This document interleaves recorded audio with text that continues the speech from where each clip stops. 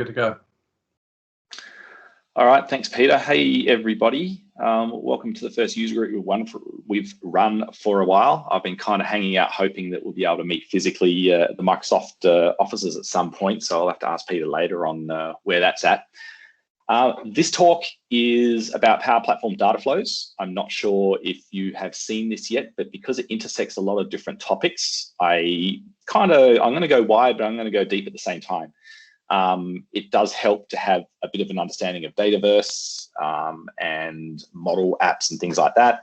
I'm going to assume not everyone has that, and I'm going to try and relate it to more people coming from potentially the office side of the fence as well, and people who haven't necessarily done Power BI, because those folks of you that have already have an inkling as to what this is. This is just a Power Platform sort of slant on that.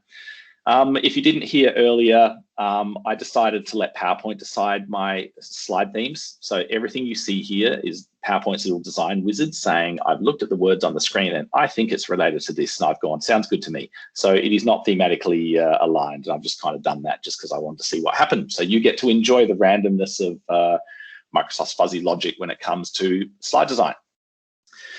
Okay, so let me, click keyboard didn't go, let's try that. Okay, so here's what it decided to put with the about me. You probably can't even see my email address because it's teeny, tiny font. It decided that was a good usability thing. But so if you don't know me, based here in Perth, Microsoft Business Applications MVP, and just more recently, actually just got something called a fast track recognized solution architect, which is related to Microsoft put you through the ringer with case studies, and you got to convince them that you did something useful. And then, so that's something that a lot of people apply for. Also an author, written a couple of books. They're business books. They're nothing to do with technology, but I certainly use the insights from work in my sort of other area, non-IT area, to deliver IT projects. So all of these things kind of intersect together when I'm doing Power Platform stuff and, sort of transformation type stuff. Do lots of app development as well as governance, advisory, and training, and just various gamut of things in between. So that's basically me. Incidentally, can you actually read my email address on the screen? I'm really curious. It's very small. Yes. Very small. Very small. Well, I think we need to give some feedback to the to Microsoft's. All right, let's see what we. Oh, it doesn't even want to. Oh, okay. This is one of those auto hidey ones that. Oh, there you go. All right, not great, but. And something I discovered the other day, Paul, is actually you can edit a PowerPoint slide while you're presenting it. So if you've got twin screens, you can actually edit it and it changes live in the presentation, which is. I have twin screens, but ghosts of presentations past means I like to all have it on one screen because I've had weird things happen in the past. But hey, that's just me. Okay, so that's me and my background. The agenda for today is pretty simple. We're going to talk about some things. I'm going to give a little bit of intro and context as to Dataflows. We're going to show some things, and we're going to talk about stuff again afterwards. And so you can see why it decided that it's a conveyor belt of boxes on the thing. So pretty much a standard agenda. I'm going to spend most of my time in demo mode. I don't have that much time, and I have to cover a whole bunch of conceptual bases. So that's my intention. Okay, so happy with the agenda? Talk, show, talk again. Right, what are we actually talking about here? If you're wondering, we've got a few different symbols, some of which you will know, some which you may not, but here is the basic gist. Dataflows is the means by which I can get data from other systems, such as relational databases, Excel, web APIs, and things like that, into Dataverse tables, and using the power of the transformational capabilities of Power Query to do so. So that's basically what we're talking about. I'm going to demonstrate a couple of different examples of how this can be done. Now, I'm just curious, we can do a yay check with everyone in, there's a certain point where I'm going to say do a yay test. You can unmute and say yay because I'm presenting, so I don't get to see the screen. Who has used Power BI and played with Power Query? Ready? 3, 2, 1. Yay test. Yay. Yay. Yay. Yay. Yay. Yay. Okay, so I'm judging that maybe that's a 50% hit rate on the yays. Who knows? But I'm going to assume that some people haven't. But there'll be a little bit of this. This is another angle of Power Query, which underpins Power BI that you may not have seen before. Now, you might be wondering, okay, great. So I can slurp some data from relational database Excel and somewhere else, and I can put it into Dataverse or Azure Data Lake storage if you want to do like Uber analytics on it at scale. So what? What's the big deal on that? Well, so what is this? Do you like the brown? It decided to go brown for this one. If you take this idea of Dataflows and it drops into Dataverse, Dataverse is the data source that underpins Power Apps, Power Automate, virtual agents, a lot of the Power Platform stack. By definition, that includes Dynamics, and Dataverse is first class supported in Power BI. In fact, it uses direct query, so you don't necessarily need to do refreshes in your data sets to see this stuff. So the big so what is, if you can come up with a consistent way to import data from some of your authoritative repositories into, for example, a read-only table in Dataverse, that means, for example, you could have Power Apps in Canvas apps that drop-downs and galleries can be populated from these data sources. And the beauty of Dataverse is the fastest data source for Power Apps. Natively, it's the fastest one. You know, the other connectors like SQL and SharePoint are not going to be quite as fast as Dataverse because it's a native connector. It's built for the platform. And so too with Flows. That means that data in Dataverse can be used for business logic decisions in Flows and so on and so forth. So really, that's kind of the big so what. I'm specifically talking about the Dataverse angle here. I'm not talking about the Azure Data Lake angle, but that's really the key. So if you have lots of enterprise data sources hiding behind web services or API gateways and things like that, or you just have sources that might just be in, say, SQL or Oracle, and you just need to get a read-only replica, this is kind of where Dataflows come into fold. Now, hey, look, there's a number of ways you can do this. A lot of people actually use Power Automate flows to synchronize data from different sources. If you've tried that, you've probably got rate limited by now because Microsoft are a lot more strict on the amount of data that you can use through that. So the way I look at it is Power Automate, it's not really designed for that purpose, even though you can do it. Whereas Dataflows is expressly designed for the purpose. And I hope I'm not speaking out of turn, but my understanding is that data flows will be seen differently by Dataverse. So if a burst of data comes through because you're synchronizing a whole bunch of stuff, you're not going to get rate limited in Dataverse the same way that, say, a poorly written flow would potentially do that. So it is seen as a different type of data source. Okay, so let's go straight to a demo on the assumption none of you have ever seen this before. I'm going to do a really common scenario. I have a previously set up SharePoint list. I'm going to basically quickly show you how I can make a data flow to quickly set up like a scheduled replication of SharePoint to Dataverse, but we'll do a little bit of Power Query just to kind of mess with the data a little bit on the way through, because that's what Power Query is so good at. So if I switch to my tenant, let's bring it up here. Okay, so I am now sitting in a pristine, well, pseudo-pristine demo environment. I just spun up this environment just so that we could do this test today. So within here, I have gone and made a list called travel requests, and I filled it up with some dodgy sample data. So you can see all this stuff here. So the idea is we need to get all of this data into Dataverse because we have a whole bunch of other apps that need to perhaps use airline or airfares, make some decisions, that sort of thing. So here's what I would do. I am back in the wonderful world of Power Apps Maker Portal. I've come down to the data menu, and within data, I've chosen Dataflows.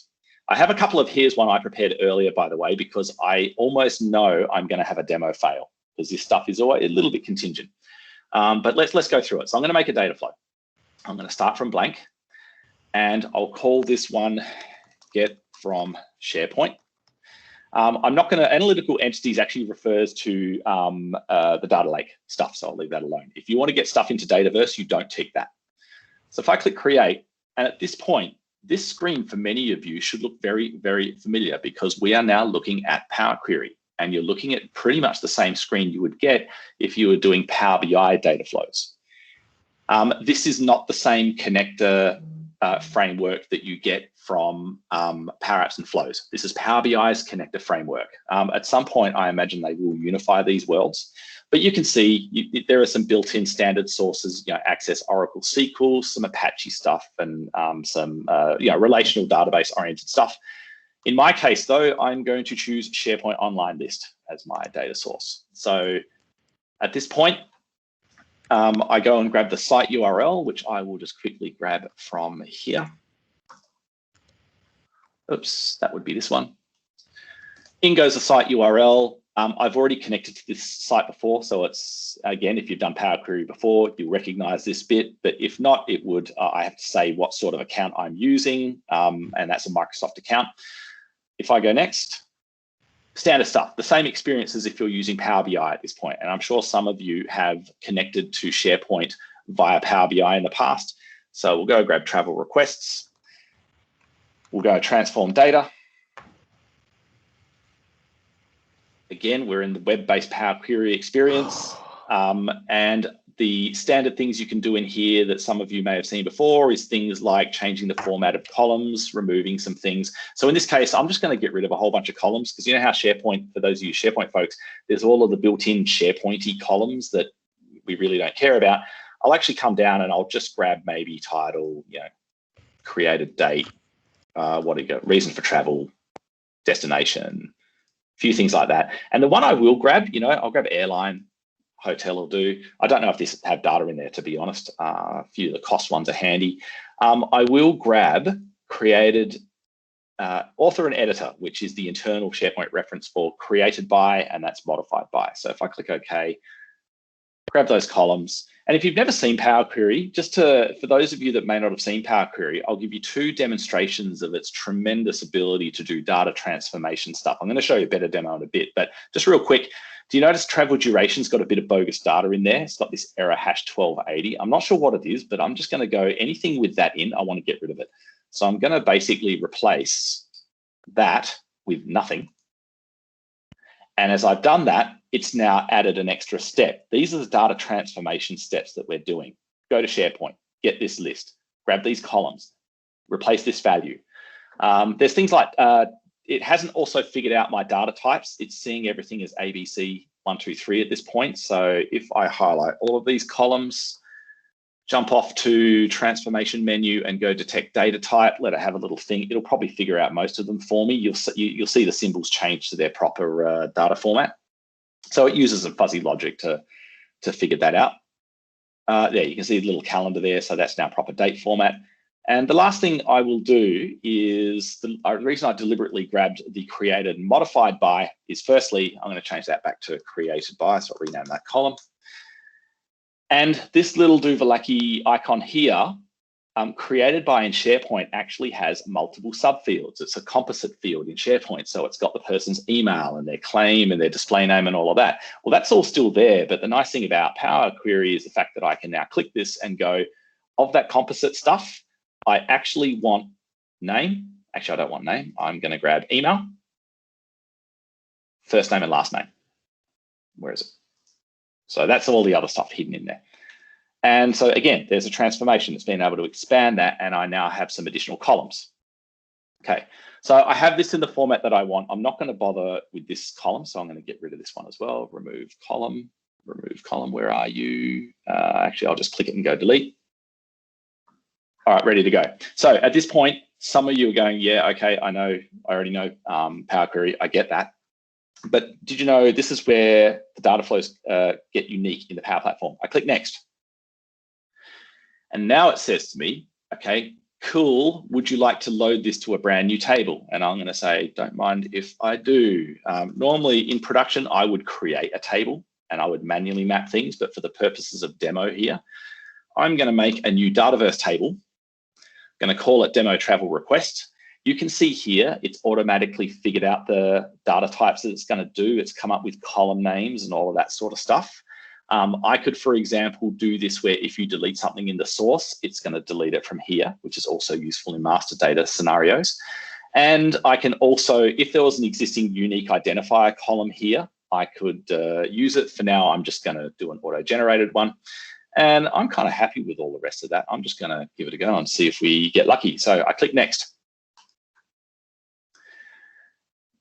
And finally, it says, okay, when would you like to refresh this? Would you like to do it manually? Would you like to do it on a schedule? You know, you can do this. I'm not sure if I would recommend smashing SharePoint every few minutes, but this, you know, this is a bit more reasonable, saying, all right, every day at this time, I am going to refresh this data and slurp it from SharePoint into Dataverse. In my case, I'm going to do a manual one. I won't worry about sending notifications. I'll come back to that later. I click create. It has a little thinky thing. This is the bit where if the demo fail is going to happen, it's always right here. And today it's happy. And up the top, we're back.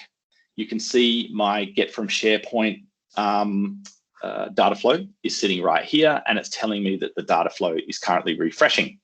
And if I was to refresh this screen, you can see that it should actually tell us if it's doing its thing. Now, it may not be refreshing. It might be lying to me. So if I go show refresh history in the little ellipsis on the end here, I can do a few administrative actions so I can see what's going on with it. So you can see I haven't refreshed this thing. So it lied. That's fine. Let's do it. Refresh. I want you to refresh. And hopefully this time. Now, it's going to take a while to refresh. We're not all going to sit and wait and sort of, there you go. So off it goes. Right, what's happening in the background?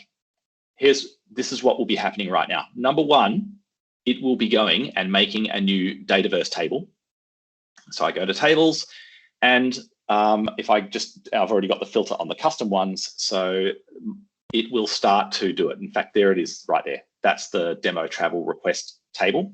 So it's already created. If I click on it, I can probably even see the fields that it's made based on those mappings. And there they all are, right? So that's a key point. The data structure of this Dataverse table reflects the Power Query transformation of the data flow. So I hope that makes sense. Just because it's in a certain format in SharePoint doesn't mean it has to end up in that format in Dataverse. And that's what I really like about it. So what will happen is once that table's being done, it will start slurping the data into there. Now, to save time, I'll quickly go to the here's one I prepared earlier table, because I have another data flow where I did this earlier. If I click this one and I go off to the data tab, by the way, if you've never seen the back of house Dataverse before, just think SQL Management Studio, you know, but a little bit less flexible. But you can actually hit this for SQL Management Studio anyway, just to treat it like a SQL database. But if I go to data over here and just quickly go all columns, you can see there's all my travel request data, okay? Easy peasy, maintained on a schedule, super, you know, point and click wizard kind of thing. I personally feel Power Query is becoming one of those skill sets that everyone should, if you know anyone involved in sort of digital transformation and data, it's such a key skill set because Power Query is now available not only in Power BI and Excel, but now it's the same means inside the Power Platform to do extract, transform, and load type scenarios for master data type things. What do I get for the benefit of this? For those of you that may not have played with the Dataverse yet, for licensing reasons, if I was to now go and quickly make a Canvas app, I'll do the quickest Canvas app ever. I'll do a Canvas, and I'll just do a tablet layout.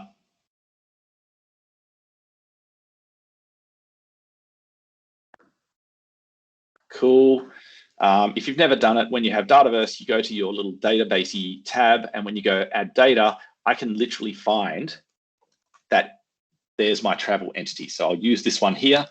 It's just there. That's the whole point of Dataverse. Obviously, it's secured based on what permissions you have, but it's just there and it's fast. And if I was to now insert myself a gallery, I'll use an existing wizard kind of one, link it to travel requests, boom, there you go, and all that usual kind of gallery stuff. So similarly now, if I wanted to insert, say, a drop down, which is probably the quintessential scenario when you're building a custom form and you want to get data from that. Well, now it's so easy for me to go, I'm going to get my drop downs from travel requests, and it's already picked the airline field. And I go, fantastic. No longer do you have that issue where every man and his dog, every citizen who's building these apps suddenly is doing their own interpretation of this sort of data. Common things like departments, cost codes, and things of that kind of nature. Okay, so I'm going to keep going. back to PowerPoint for 1 second, because I can't not let you see the next thematic masterpiece that Microsoft have come up with their AI. So that was demo 1. Hopefully you got the idea that very easy to get data out of SharePoint, stick it into Dataverse, which is like a more authoritative, longer-term data store. By the way, Peter won't like me to tell you this, but you could make field apps that save data to SharePoint, use Dataflow to get them into Dataverse if you were sort of transitioning and going through that process of, I guess it's incumbent on Microsoft to like earn value, in my opinion. And so this gives you a no-clips way of being able to actually, you'll end up in Dataverse eventually. It just has too many compelling features to not be there. But if you're not ready to dive in straight away, fine, you've got ways of doing it. Sorry, Peter. No, you won't like that, but anyway. Okay, demo 2. Let's actually do a little bit more data manipulation, and I want to show you how a data flow can use more than one table, because that was a SharePoint list. And to do this, I'm going to actually get some data from Main Roads, because they have a whole bunch of nice public data sets. So what I'm going to do is I just quickly need to cut and paste some stuff into Notepad, so bear with me. I just need this for 1 second. And I'll just Notepad that. Stick it on another screen so I've got it handy. Didn't do that in advance. Okay, so here is what we're going to do. Let me go back to Preso mode. There is an API that Microsoft that Main Roads has called Get Regions, and Main Roads divvies up the state into different regions for the way they manage things. So we can get all the details about regions. And then there's another API that will get us all the local government authorities based on a region. Makes sense? So one of the regions is Metro. If I want to get all the local government authorities, I can then pass that in. So I'm going to now show you a scenario where I'm going to take this table, and I'm going to munge them together using a bit of Power Query magic. And then we're going to put that into a data flow just to show you what Power Query can do for transformation. So back to demo, back to data flows. And this time I'm going to make a new data flow. Again, I have, if I screw this up, I have one here that I can load up. Start from blank, and we'll call this mess with Main Roads data. Sorry, I know Sue's on the call. I don't know if there are any other Main Roads people in. It is a public API though. So this time I'm not choosing SharePoint. And in fact, I'm choosing Web API. This is a public API. So I come over to here, and I am going, the first Main Roads web service that we need to deal with, the region one, doesn't take any parameters, and it's a public web, public service. So I'm simply going to pass in the URL. I've already connected to it before, but it's an anonymous connection because it's a public web service. If I go next, this web services brings back data in JSON format, and Power Query is pretty nice at being able to munch through JSON. So if you have a look to the right, it's already auto applied a bunch of steps, figured out its JSON, expanded some things, done some stuff, and it's produced our set of columns. So there you go. There is our set of regions, and I'm going to call this regions so I can rename that one. Now, it's not a single table scenario. I'm going to get some more data. So this time I'm also going to use the web API. But this time I'm going to use the API that gets me local government entities. So paste that in here. Now, the way I'm going to do that initially, whoops, I didn't paste everything properly because I didn't word wrap my cut and paste. Whoops. That'll do. Cool. All right, so if you have a look at this one, you're supposed to pass it a region ID. So I am forced to pass in a region ID at this point. I happen to know that Metro is 7, and you can look at this table later to see how I figured that out. So I'm going to connect to this one. Power Query does all its magic again.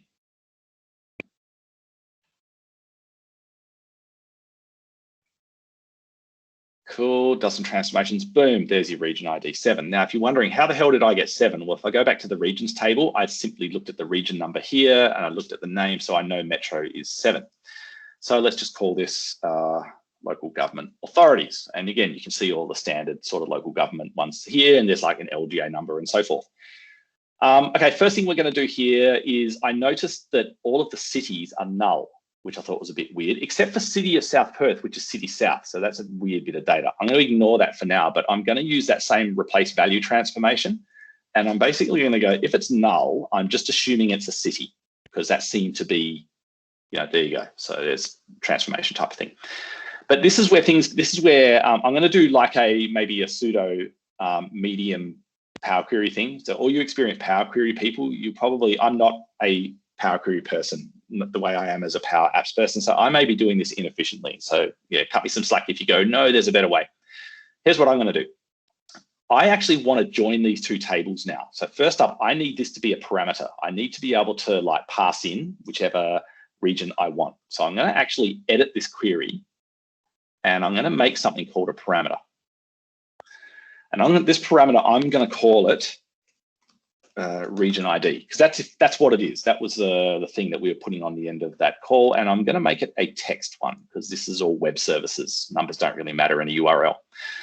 All right. So I've made a parameter. Great.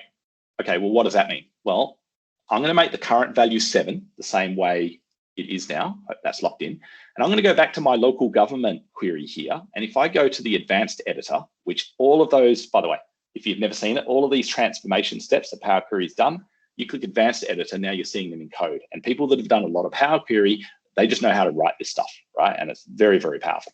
So I'm going to go across to where I had region ID equals 7. I'm going to lose the 7. And I'm now going to refer to my region ID parameter. And if I've got that right, and it doesn't error, because it's super case sensitive, it's still there, it's happy, and it still has region ID 7. Why? Because that's the region ID I've put in now. Okay, great. So what are we going to do next? Now what I want to do is I'm going to actually create a function, because I want to take this stuff here and I'm going to add I want to get all of the great southern local governments to be listed, all of the southwest ones to be listed, all of the Goldfields, Kimberley, so on and so forth. So to do that, I just need to do one more little thing. I need to make a function.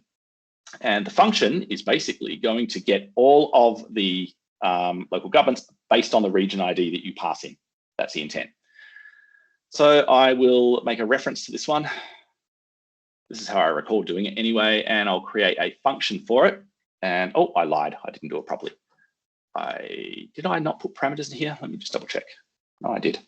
I do the function from here. I lied to you. Create function. That's better. Function name, get me LGA. And there's my region ID parameter. Cool, right. I have my function. All right, so and there you go. It's asking for a region ID. If I want to test my function, this time I'll go region ID 6, invoke, and it goes off, talks to the main roads web service, and then gives me all of the different shires for that particular region. Great, it's working. So now what I'm going to do, I'm going to come back to my regions table, and I'm going to come into here, and this is what I like. If I've done it right, I'm going to add a new column to this table, and I'm going to invoke my function that I just did. And so what happens is, last time I did this, it sat here like this too. I had to save it and open it up again. And I'm going to just save some time and do that. So apologies, folks. I'm going to go next. These are all of my queries. These are all of the various things. And at this point, I'm not going to load any of them into a table. Actually, I'll tell you what, I will grab regions. I might also want regions. So let's just go. I'll load regions into its own table, but ultimately my point is I'm combining these into one table. So everything else is cool there. Go with that. There are some, what I'll say here, you're getting a hint here. There are a few quirky bits because there's still a whole lot of features being launched. I'm going to talk about flow integration with this in a second. All right, now if I open it up, it should be okay. So apologies for that. Let's get back into it. I so hope it doesn't make a liar out of me. All right, so connecting to everything, wait for it all to refresh. Come on. All right, there's that one. Let's do regions. Good, got some data. Okay, so I'll come back in here and I go add a column, invoke a function. That's better. And it goes, what function do you want? I say, well, I want that one that I did. And that function requires a parameter. What is that parameter? Well, I'm going to get the values from a different column. Which column am I going to get it from? Region number. So I'm going to use region number. Oh, and I forgot one other thing. It's come up with region name. That's because this has decided it's a number. If you look really closely there, it says 1, 2, 3, 4. So I'm going to back out. We're going to use transformation capabilities to change this to text. I'll transform this to regular old text. All right, now it thinks it's text, A, B, C, D. Now when I go and add my column with my function,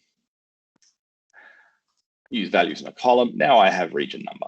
Fabulous. So if I click OK and I've got this right, check out the result. So it has now created a table of local governments for region 1, region 2, and so on and so forth. Now, using the magic of the Duvalaki, I can click this and I can expand it out. And I go, actually, all I want is the region. And while I'm there, I'll have the local government status. Actually, I don't want region. I already have region. I want local government name status. That'll do. I'll grab the number. Why the hell not? And I won't use the original column name as a prefix. Okay. And now, using the magic of Power Query, it's calling the local government API once for each of the regions at this point. So it'll take a little bit. Boom, we now have all of the data we need. And I am going to call this regions with local government. And I am happy. So again, I've combined tables together to create what's called a computed table. And there's all my transformations. Now when I go next, I can now make a new table based on that computed one. So I actually chose the wrong one when I did it earlier. So if I go reset load settings, I can now create a whole brand new table, regions with local government, and there's all of my various pieces in here. In this case, local government number is probably the unique identifier. So I might, again, if you're a Dataverse person, you might create that as a, oh, that one's text, so I can't use it. I'll use region number just for the sake of argument. You can create alternate key columns, which is important for performance as well as, well, yeah, mainly performance. So I will not mess with that because that one is not unique, and I'll just go next. And off it goes. And once again, I could run this once a day.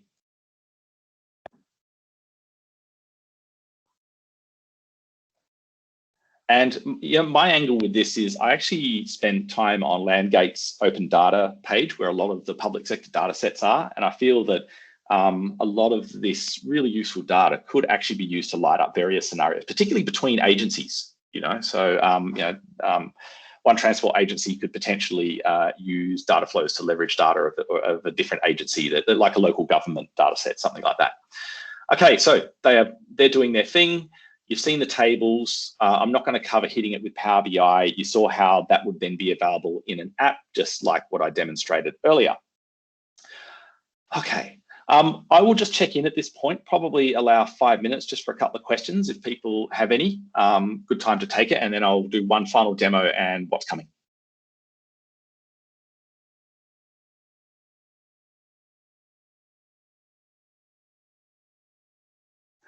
All right, so. Yeah, I think Andrew had a couple, but he's answered his own questions. I note Bilal also asked about attachments. No, this wouldn't. Oh, that's a really good question. No, it wouldn't do attachments because I've actually tried to. I assume the notes entity is sort of where you're coming from there potentially. You could do it with encoded data, but I don't think. Yeah, it's designed for third-party tools, integrating third-party. I actually did try and use Dataflows as a data source via the OData framework, but yeah, it's ultimately it doesn't do. Again, apologies. This is very much dynamics terminology. It doesn't do upsert. It's only aggregation, and it doesn't rely on the built-in unique identifier to determine if a record's new or not. You have to create an alternate key to do that. So I think for reasons for that particularly, it's just not specifically designed for Dataverse. I don't think you do attachments unless it was encoded in a certain way. However, having said that, actually, I can already think of a way that I could do it, although you wouldn't be able to do it right now. So sorry, that was a bit of a weird, long-winded answer that will become apparent a little bit later. All right, so what I'll do next is I'll go to the third demo. What exciting PowerPoint slide template did I get this time? Oh, I got this one. Okay, demo 3, Slurp with Power Automate. So what is the idea here? Those of you that have talked to APIs, in fact, I'm going to go back to my demo for a second. This is for the Power Query folks, right? If I go and open up, say, this one. Those of you that have ever talked to an authenticated API, like an OAuth API, will know that in the advanced editor, you can write code that goes and talks to Azure AD, gets a token, and then you can then do your web service query, right? You can do it all in here. And if you know your stuff, it's very effective. There's a really great YouTube series actually on how to do that. But it is fiddly, and cybersecurity people won't like it because the one thing you can't escape is all of your credentials and passwords are here in clear text for the world to see. So I'm going to present you with an alternative proposition. So here is so with that context said, here is my question. Question, can Dataflows talk to authenticated REST APIs without exposing passwords or client secrets and make cybersecurity departments less angry? And my answer to that is yes, but I'm not quite sure how much less angry they will be. So let's have a look. Now, in a fit of here's one I prepared earlier, here is what I've done. I'm going to switch to maybe, I've got flows over here. Okay, in this same environment, I went and signed up for a demo account at ServiceNow. And the bummer is I don't have any data really to work with. But anyway, the point is I have talked to ServiceNow. Why is that interesting? Well, ServiceNow is natively supported in Flow. There is a connector for it. So if I go to this simple ServiceNow demo in Flow, I'm using the ServiceNow list records action, and I'm going to the department table in ServiceNow. And the idea is I'm using a HTTP trigger. I'm getting that data, and I'm sending it the output of that data as a response. So in effect, Flow becomes a web service. Now, why is this nice? Well, number one, it's good if there's native connectors. You don't have to do your own handshaking and talk to APIs. And sometimes if you're lucky, although not in ServiceNow's case, it'll do pagination and things like that. In this case, ServiceNow's API, it doesn't use OData. It's its own kind of weird thing, but it's eminently workable within Flow. Now, I could, for example, as I said to you earlier, I could have a flow that simply just starts on a schedule, lists a bunch of records, doesn't apply to each, and then writes it to Dataverse, but I'm then going to probably I'm going to blow my API limit and get rate limited. In this case, what I'm doing is I'm making Flow into a web service that simply grabs all that data, all that JSON, and then sends it back, okay? And so this is how that kind of looks. I'm going to grab this URL for 1 second. I'm going to jump back into my data flow. I'm going to make a new one. Get ServiceNow stuff. I'm still going to use a web API. I'm going to put the flow URL in here. Okay. Now it's anonymous. I'm going to speak to this in a second. So you people with your security hat on, don't worry, I'm not done yet. But if I go next, it's going to run that flow, assuming that my ServiceNow instance is still spun up, because those buggers shut it off every 4 hours and you've got to go back in to warm it up again. You should see my flow is running and there is my data. And I'm not going to bother with the transformational stuff, but I now have got a slurp of my ServiceNow data. And I've done it in such a way that I don't have to put Azure AD application IDs and passwords into the Power Query connection settings. What I do though here, and there's some 7 Sigma trickery that we do here, so I'll speak to it. We, in our flows, do some things in the flows to do it in a secure way. So although it's an anonymously accessible URL, we do some checks to make sure that it's actually accessed in a much more secure way. So we've done it where we've minimized the scope of exposure significantly, where, you know, getting a client secret for an application principal, for example, suddenly allows you to get tokens to talk to any Azure AD service. So that's obviously a risk. Whereas we've got a way to guarantee that we're only getting the request from Dataflows and nowhere else. You can do this in Azure Logic Apps as well and put Azure API management in front of it for, and that's another way of doing it. But point is, what I've done now is I've got the best out of both worlds, because I have a data flow. Data flow talks to Flow. Flow uses its native capability with its internal credential management, because all credentials are hidden away in Flow connectors. And I've then taken the output of that and I've been able to drop it into a response, which then is picked up by my data flow, which writes that data into table. So recently I've actually, for real, have been talking to ServiceNow and pulling things like configuration items, issues, CMDB type of things. into Dataverse so that supporting apps work really fast. Galleries to say, show us all of the list of servers, or those kind of things where you might be doing architectural reviews or doing ITIL type processes. Okay, so last topic. Demo's over, folks. So hopefully you like that, and hopefully Nadia, this is not disturbing you too much with all the weird PowerPoint randomness. I would like to leave you with one thing. I would love to demo it to you, but it's currently broken. But this is awesome. There is a Power Automate connector for Dataflows and a bunch of Power Automate templates, because Dataflows have a couple of caveats.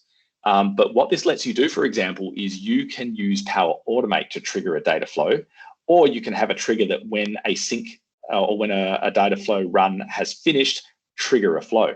And you can look through here on this document that I just pasted. You can see that there's some of the scenarios that they have. When a data flow refresh changes, send me an email. When it fails, send me an email. So rather than use the built-in, send the administrator an email, you can do much more sophisticated exception handling scenarios. And then things like this. Imagine a Power BI dashboard with a built-in Power App, or using the new Power Automate connector that you press the button, data flow refreshes. And since Power BI is using direct query, no more waiting 6 hours for the next refresh to happen. So there's a lot of cool things you can do here. However, if you get all excited and run in and try it now, it is not going to work because it's broken in Australia. So they're fixing it. I was hoping by this demo, but no, it wasn't meant to be. So we can only just live live vicariously through this document right now. But very soon you'll be able to activate all sorts of scenarios with all of the insane capabilities of Flow for integrating this into more sophisticated processes. Okay. That's it for me, folks. I hope you enjoyed the session and learned something. Happy to take questions at this point. So yeah, fire away. Hey, Paul, that was awesome. Quick question around deploying data flows between environments. Is there a mechanism to do that now? Yeah, sorry, I forgot to mention that. All right, let's talk the caveats.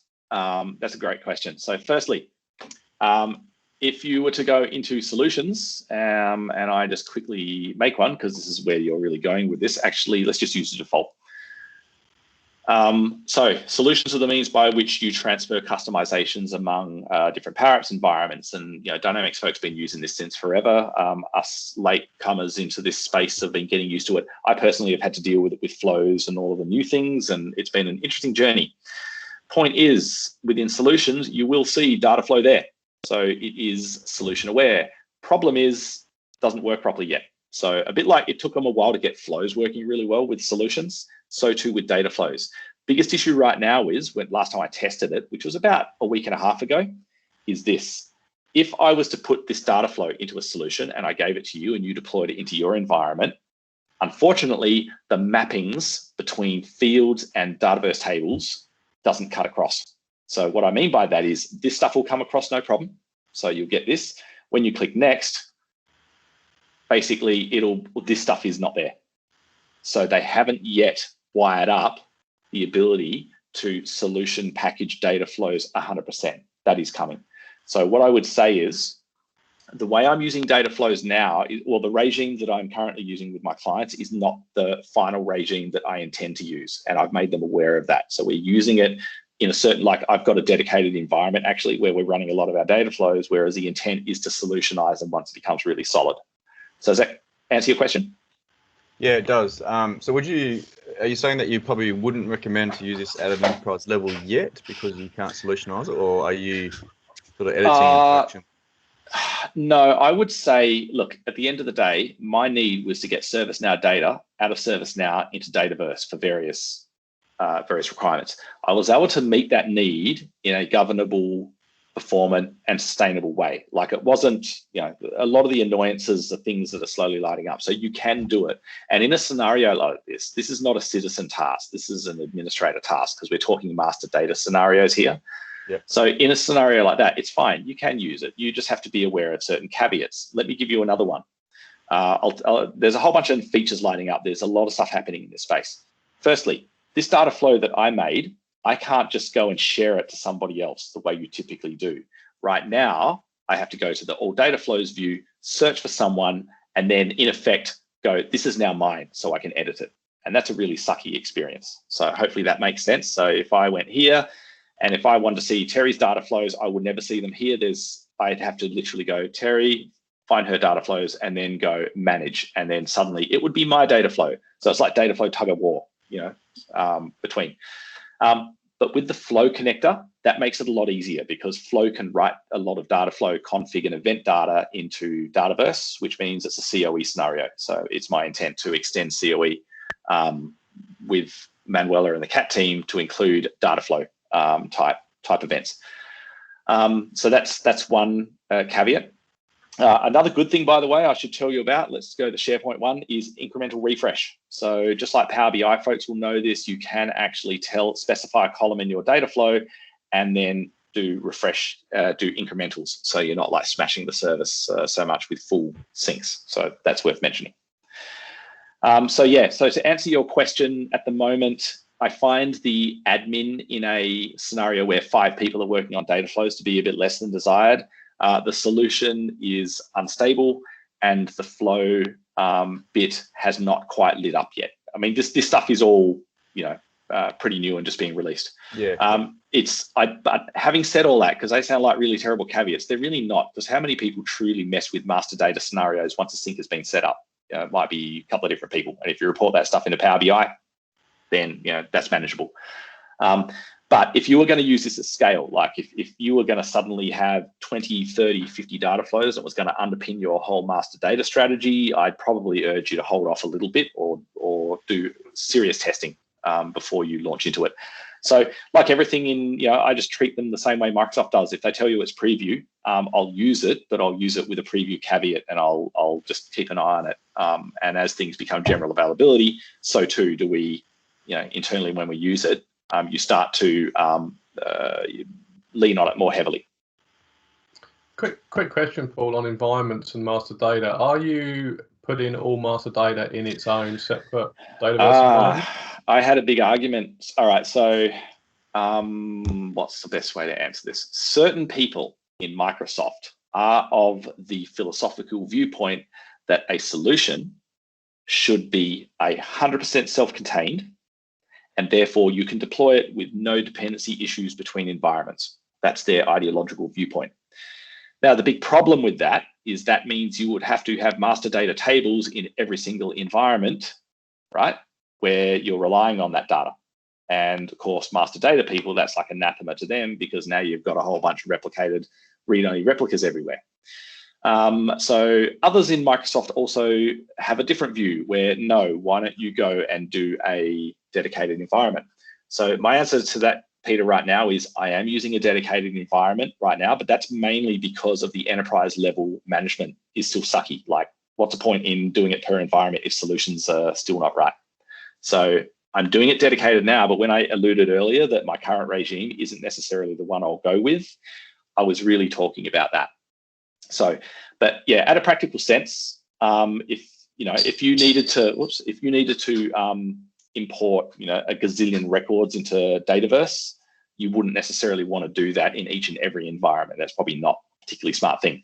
But ultimately, it comes back to your philosophical viewpoint, and I think it's probably a little bit driven from people that started life in the Dynamics world and have come from that direction, would subscribe to solutions are self-contained and designed to be completely independent so that you have ease of deployment and customizations and not dealing with external dependencies. But yeah, the reality is from a data replication point of view that's not always feasible. Just another point I'll add to that too, Paul, is this: if you're duplicating data in different environments, there's a cost to the storage as well. Hell yeah, that's quite expensive. And not only that, then you've got the your API counts, right? That's right, You could bump up against rate limiting type scenarios. So the other thing that makes it, this is the bit that I don't like, and I've never had an answer from them yet. We'll eventually get it. In Canvas apps, this is less of an issue, because if I go to my Canvas app and I go add data, I can change my environment. So I could go to the dedicated master data environment, and then my drop-downs come from there. Beautiful, really good story for Canvas. However, in Flows, when you use the Dataverse connector, at least the new one, and I've named it Dataverse now, so this is the first time I've used it with the new naming, Dataverse. Okay, fine. Is it CDS still? No. What do you reckon? CDS? You know the one I'm looking for, right? I'm looking for the Dataverse connector. What did I miss there? Data lake, data. Lots of things with data. Oh, that's too hard. Actually, if I just do something like get record. Yeah. If you click on the premium tab, I think it's one of the first. Yeah. Hang on. No, if I do it this way. Okay. I'm looking for that sexy new green logo that looks like a whirlpool. Yeah, it was there yesterday for me. Yeah, let me just come out of here and just do it this way. New flow. Oh, hang on. I'm in my default environment. That's why. Yeah. If I go here, all right, new, instant will do, manual, and then I go Dataverse. This used to be called the CDS current environment. Oh, this is perfect. Okay, I know this is the new connector. Where do you get an environment? You don't get to choose the environment here. So we're in a situation right now where the native Dataverse connector in Flow only talks to the environment in which you are operating. So that makes it very hard to do the Canvas app story where you can change environment. So right now, no one's given me a definitive answer on that. There's probably arguments still going on within Microsoft on that. I don't know. I'm not privy to that. But that's so getting back to Peter's question, that's why it's such a nuanced question, because in a citizen Canvas world, I could totally use Dataflows to populate tables into the default environment and have them, use this way. Even if they had their own environments, I could still do it. But that luxury is not extended to Flow because the new connector anyway doesn't give you an environment. The old connector does. So if I go Dataverse, where's the old Dataverse? Premium. Dataverse. There's maybe it's Dataverse Classic. I don't know. But here it is. Ah, there you go. Legacy. Now this connector has less actions, but guess what? Lets you choose the environment. So that's the best answer I have, Peter, on that one. I don't think the story has fully been written yet, but at least all of you folks are aware of some of the subtleties there. Paul, I think Andrew and Ahmed have got questions for you as well. Sure. Andrew, I think you were asking about some data flows targeting Dataverse. Oh yeah, probably just saving myself a Google here, but can it target Dataverse for Teams?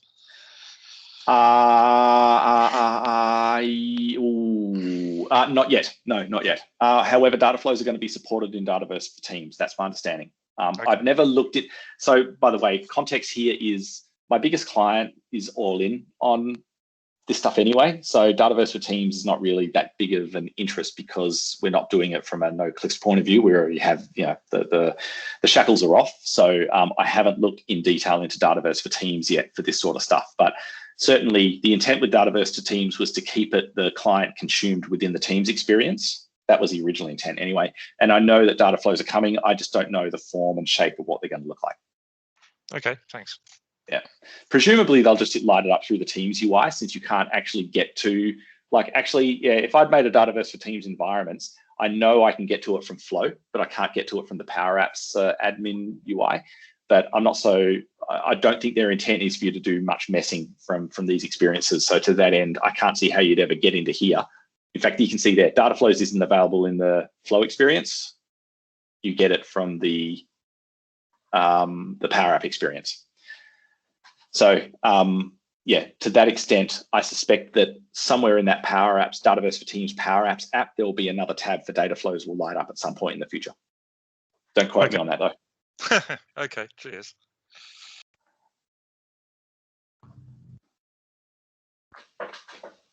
Any other questions, thoughts, feedback?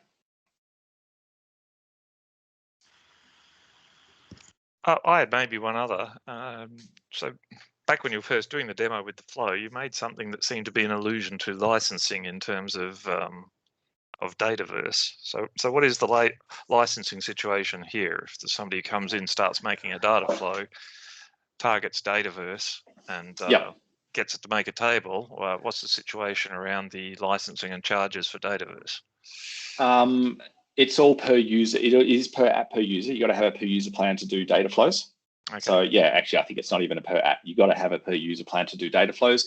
You'll notice that it's not listed in the default environment for me, but that's only because my default environment doesn't have Dataverse enabled in it. That seems to be getting rarer and rarer. Even some of Microsoft's own services has to light it up. So if you've ever gone, oh, project for the web, I think I'll give that a go. And it's guess what? You've got Dataverse behind the scenes. So yeah, it's pretty much, if you don't have the license, it will not let you. It's not like suddenly, and if you really want to stop that, you turn trials off as well. Okay. But that's why I want to light it up in COE so that you can see who's messing with your data, because like COE reports on things like every flow that uses a HTTP connector, so cybersecurity, know what's talking to what. And we've also got flows that tell me every single data source for Power BI. And so this is just an extension of that idea, where I want to know exactly what data flows are talking to what, because as a cybersecurity person or an information governance person, I want to understand those flows and make sure that we're using the authority of data sources properly. Okay, thanks.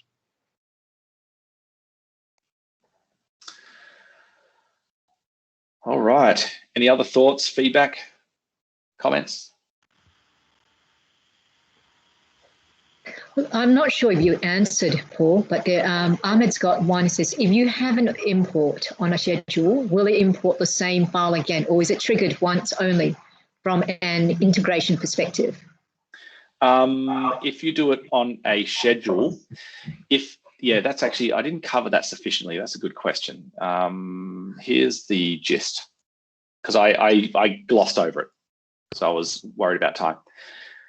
Okay, I will grab my, let's use my main roads one for 1 second, and I'll just open this one I prepared earlier.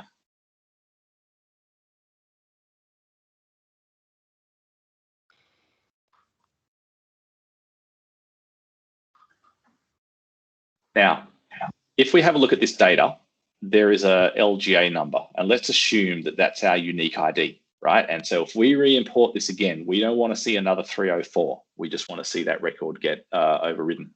So when I go into my next here, where I map all of these tables, and I go and grab this one, and if I said load to a new table, I'm just going to go the new table for simplicity. As I said, I would always build in production the tables that exist long before I've done this. But if I go load to a new table, if you set one of the existing ones as the unique primary name column, or an alternate key column, so long as you have specified that unique column in one of those two, it will only update. So you're not going to get duplicates. So that's the merge part. That hopefully answers the what data ends up in Dataverse. So long as you have a unique identifier, you're covered. And that also helps with this too. The other question then is, well, how much do you load in? Because if you said, I only want records from the last 6 days in, using modified time as a field, well, that's where I'm going to cancel out of that. That's where the incremental refresh comes in. Now, this will only work for certain data sources, by the way. I'm sure of this. In fact, in the one I've chosen, I don't have a date or time column, so it's not going to give it to me. But there is the capability to do incremental refresh. So I think that's going to be good for SQL and relational database sources. I do not believe this is going to be what you need for web API type REST web services. But in that case, in the REST web service scenario, think about the flow scenario, because this list, if I just go back to my actual flow that I used for my demo, go back to the correct environment too.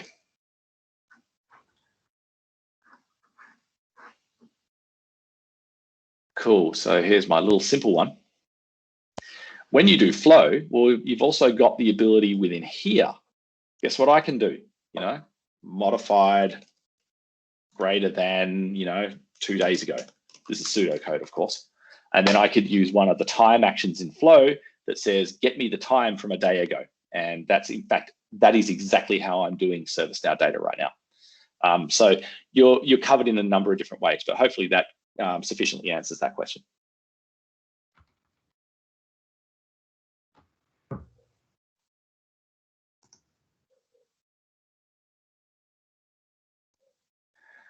We have any other thoughts?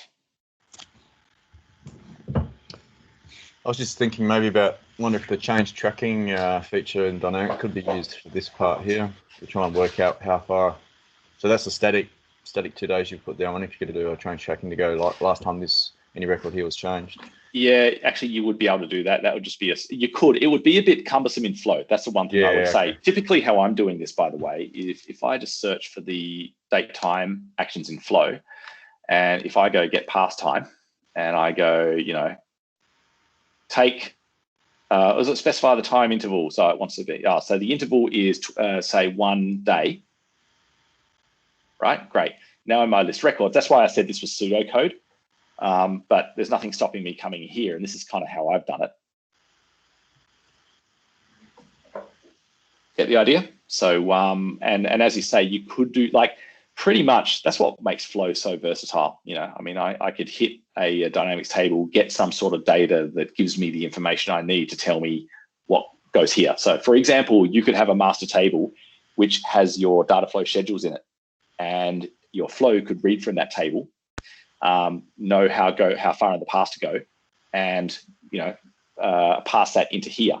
So you can do some pretty sophisticated scenarios in a maintainable way, because then you could have a model app that basically is the front end for that, where people can manage that master set of schedules.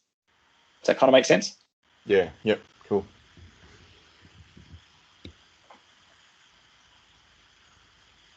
Yeah. Cheers for that, Paul. That was an awesome demo. Appreciate it. No worries. Okay, so officially the call is, I think, to 1:15. I'll hang around to 1:15. I don't know, Peter, if there's any, I can sort of close proceedings at this point, and if you want to, if there's anything you wanted to cover off, but otherwise I'll just say thanks very much, folks, for attending. I hope you got value out of it, and you can see just how freaking powerful some of these tools are, and particularly what the future is pretty bright. If you were on the fence about Dataverse in the past, then just even this bit, and this is just one small part of it, should give you some food for thought in terms of taking it seriously for the future. Yeah, that's great, Paul. Thank you. I'll stop the recording in a second. In the chat, I've put a few links for the Business Application Summit next week and the Build Conference at the end of May as well, plus a couple of other useful links. So if you're still on the call, scroll back up the chat and you'll see those. But if not, I'll stop the recording now. Paul, you can, I guess you can